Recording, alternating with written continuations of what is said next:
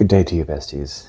This is the video that's probably going to get me canceled when I explain what an upholder is.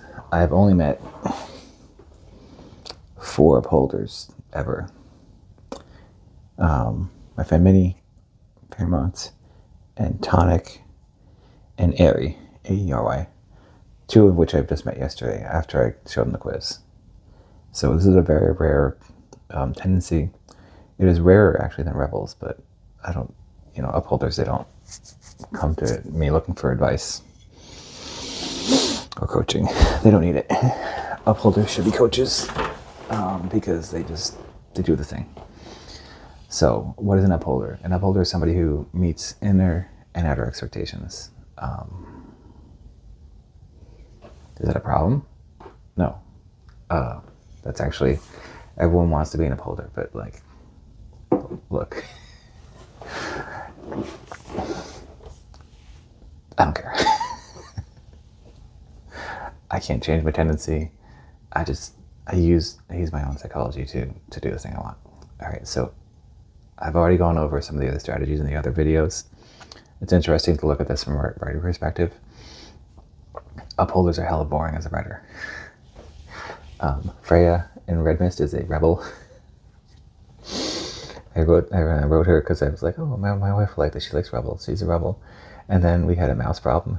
Freya is a mouse at our last place. Anyway, so upholders. So remember, look at my calendar. Schedule your stuff, upholders. That's it. That's your number one thing. That's the opposite for rebels. Rebels hate scheduling things. So I have a accountability group. I schedule things every day. I write every day. I might say I don't, but I do. I just write less on weekends because I have other stuff I gotta do. So my goal to be lower. That's scheduling. Schedule shit. It's clarity. Clarity is knowing what you want to expect or what the expectation is. My clarity is I want to write 6 books. 5 is my conservative estimate, probably 8 books. And so I have to write 2,500 words a day. That's it. That's my outer expectation. People expect me to do this. My inner expectation is I'm going to do this. So yeah, I'm going to do it. Monitoring. I'm not going to pull up my schedule again, but monitoring is I intend to do this. So my intent is I'm going to hit the gym 4 or 5 times a week at lunch because that's the time I have. And it is like my job lets me do that. And I'm going to run 3 days a week, probably 4 soon. Looking to get 8 miles. So I have a little book that I check this into. I used to do a bullet journal.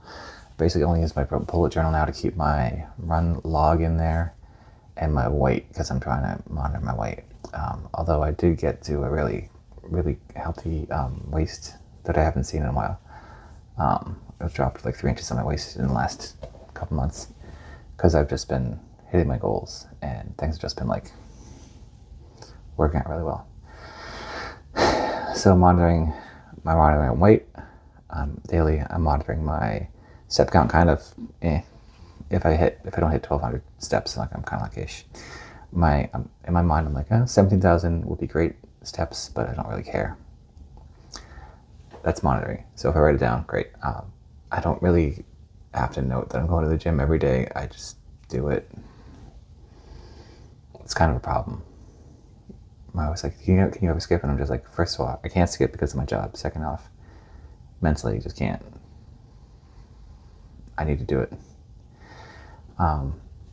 That's monitoring. And then pairing. I'm going to take 2 things and put them together. So I decided I need to drink some water. I'm going to film this video. I decided I was going to film a video about obligers. I'm going to catch some heat rounds for filming this video about the strategies for upholders. And basically, upholders can take advantage of any strategy. So these are just the best ones that work. Let me talk about one of my favorite strategies that you can almost never use, which is the lightning bolt strategy. So you have gone to someplace new. You started a new job. You've moved someplace. And everything's all fresh. So that means it's a clean slate and you can set everything up however you want. This is the time when you can make your habits new. When I came here, I was going to a different gym because this option hadn't opened yet up, and the first week that I came here was all in processing. So I took my happy ass up. I packed stuff into my Go Ruck. Every day I packed, because I couldn't have the first week I didn't have a fridge. So every day I packed a workout uniform, whatever. Basically packed this and this because I sweat a lot. If I don't have a hat on, then I sweat.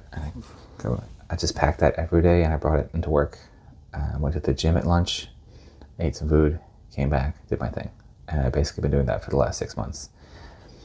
The only variation was I used to shower at the gym, and now I can shower at my office. And the same thing was in my last office, is that I would go to the gym at lunch, and I would set the expectation to everybody, like, if you need to speak to Captain Weaver, just like, he's going to be at lunch at this time.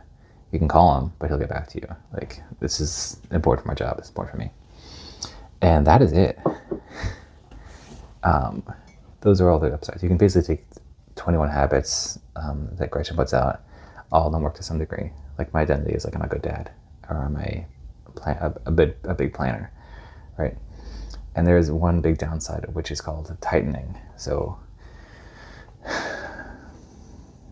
you're not going to relate to this if you're not an upholder. But if you've ever found yourself standing next to your bed, taking steps back and forth to try to meet your step count, that is tightening. That is when you have so many goals and so many things cascading down upon you that it's a problem. And that is when you have to go back and say, does this actually make sense for me to do? Right? Do I need to get 70,000 steps just because Dr. Mike Israel says to, or just because I want to? Like, dial it back. Like, how about we just figure out a way to get that many steps? And that's why I go for a walk before we go to work, or I go for a run, get my steps in. I feel better. I literally just started going to this special forces training thing, and I feel better just because I've been doing the training. I get used to it. Like, my body's like back in the groove. It's not CrossFit, but it's similar. It's like specific to that niche. And like, my only gripe is that we don't do pull-ups, because I like pull-ups. We do a lot of like lat pull downs, or a lot of like rowing, but that's it. So tightening is like a cascade of responsibilities that you're just like, you're gonna meet and meet and meet and meet and meet, and then it's just like, why do I have no free time? Right? Like, I used to wake up at 4 a.m. to open up the CrossFit gym at 5:30, and I'll talk about that in my Rebel thing. Then I'd leave the gym at like 9 a.m. or noon, and then I would go to drive into Manhattan, work my other job from like 3 p.m. to midnight, and